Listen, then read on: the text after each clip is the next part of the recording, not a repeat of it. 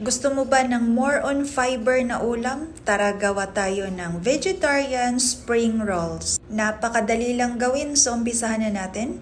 So meron ako ditong nahiwa na mangga, cucumber at carrots.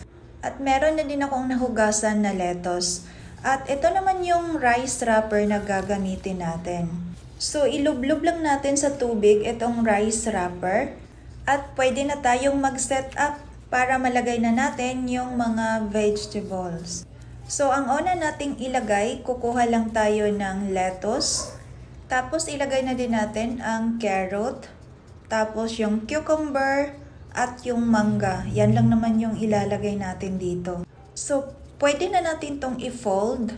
And then, depende na sa inyo kung gusto nyong i-fold both side, pwedeng-pwede naman. Tapos, hihiwain ko lang dito sa gitna. Pwede naman na wag nyo nang i-slice, pero gusto ko na makita talaga yung laman. So, hiniwa ko lang siya.